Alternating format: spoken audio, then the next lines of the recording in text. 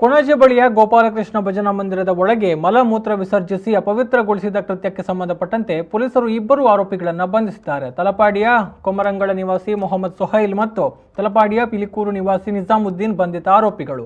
ವಿವಿಧೆಡೆ ಸಿಸಿಟಿವಿ ವಿಡಿಯೋದಲ್ಲಿ ದಾಖಲಾಗಿದ್ದ ಇಬ್ಬರು ಯುವಕರ ಕೃತ್ಯದ ಬೆನ್ನತ್ತಿ ಹೋದ ಸಂದರ್ಭದಲ್ಲಿ ಆರೋಪಿಗಳು ಸಿಕ್ಕಿಬಿದ್ದಿದ್ದಾರೆ. ಗೋಪಾಲಕೃಷ್ಣ ಮಂದಿರಕ್ಕೆ ಕಾಣಿಕೆ ಹುಂಡಿಯಿಂದ ಹಣ ಕಳವು ಮಾಡಲು ನುಗ್ಗಿದ್ರು. ಆದರೆ ಅಲ್ಲಿ ಯಾವುದೇ ರೀತಿಯ ಹಣವಾಗಲಿ ಬೆಲೆ ಬಾಳುವ ಆಭರಣಗಳಾಗಲಿ ಸಿಕ್ಕಿರಲಿಲ್ಲ. ಕಾಣಿಕೆ ಡಬ್ಬಿ ಒಡೆದ ಕೃತ್ಯ ಬೇರೆ ಯಾರೋ ಮಾಡಿದ್ದಾರೆ ಎನ್ನುವ ರೀತಿ ಬಿಂಬಿಸಲು ಮಲಮೂತ್ರ ವಿಸರ್ಜಿಸಿದ್ರು ಅಂತ ಪ್ರಾಥಮಿಕ ತನಿಖೆಯಲ್ಲಿ ತಿಳಿದು ಬಂದಿದೆ ಅಂತ ಪೊಲೀಸ್ ಕಮಿಷನರ್ ಎನ್ ಶಶಿಕುಮಾರ್ ಹೇಳಿದ್ದಾರೆ. ಸುದ್ದಿಗೋಷ್ಠಿಯಲ್ಲಿ ಈ ಬಗ್ಗೆ ವಿವರ ನೀಡಿದ ಅವರು, ಇವರ ತಂಡದಲ್ಲಿ ಇನ್ನೂ ಕೂಡ 6 ಮಂದಿ ಇದ್ದಾರೆ ಅನ್ನೋದು ಗೊತ್ತಾಗಿದೆ. ಇದಲ್ಲದೆ ಕೊಣಾಜೆ, ಉಳ್ಳಾಲ, ಕಂಕನಾಡಿ ಗ್ರಾಮಾಂತರ, ಪೂಂಜಲಕಟ್ಟೆ ಠಾಣಾ ವ್ಯಾಪ್ತಿಯಲ್ಲಿ 9 ಕಡೆ ಕಳವು ಪ್ರಕರಣದಲ್ಲಿ ಭಾಗಿಯಾಗಿದ್ದು ಕಂಡು ಬಂದಿದೆ. ಈ ಪೈಕಿ 5 ದೇವಸ್ಥಾನದ ಹುಂಡಿ ಕಳವು ಪ್ರಕರಣಗಳಾಗಿದೆ. ಕೊಣಾಜೆಯಲ್ಲಿ ಮಂದಿರದ ಕೃತ್ಯ ನಡೆಯುವುದಕ್ಕೂ ಸ್ವಲ್ಪ ದಿನ ಹಿಂದೆ ಅಲ್ಲಿಯೇ ಸಮೀಪದಲ್ಲಿ ದೇವಸ್ಥಾನವೊಂದರ ಕಾಣಿಕೆ ಡಬ್ಬಿಯನ್ನ ಕಳವು ಮಾಡಿದ್ರು. ಅದರಲ್ಲಿದ್ದ ಹಣವನ್ನ ಕಳವುಗೈದು ಕಾಣಿಕೆ ಡಬ್ಬಿಯನ್ನ ಗೋಪಾಲಕೃಷ್ಣ ಮಂದಿರದ ಬಳಿ ಎಸೆದಿದ್ರು. ಅದೇ ದಿನ ಗೋಪಾಲಕೃಷ್ಣ ಮಂದಿರಕ್ಕೂ ನುಗ್ಗಲು ಪ್ಲಾನ್ ಹಾಕಿದ್ರು ಅಂತ ತಿಳಿಸಿದ್ರು. ಈಗ ಇಬ್ಬರು ಆರೋಪಿಗಳನ್ನು ನಾವು ಅರೆಸ್ಟ್ ಮಾಡೋದ್ರಲ್ಲಿ ಯಶಸ್ವಿಯಾಗಿದ್ದೇವೆ.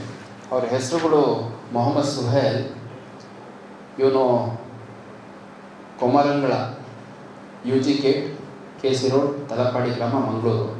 ಇನ್ನೊಬ್ಬ ನಿಜಾಮುದ್ದೀನ್, ಈತ ಪಿಲಿಕೂರ್ KC ರೋಡ್, ತಲಪಾಡಿ, ಮಂಗಳೂರು. ಈ ಇಬ್ಬರು ಆರೋಪಿಗಳನ್ನ ಈಗ ನಾವು ಅರೆಸ್ಟ್ ಮಾಡಿದ್ದೀವಿ.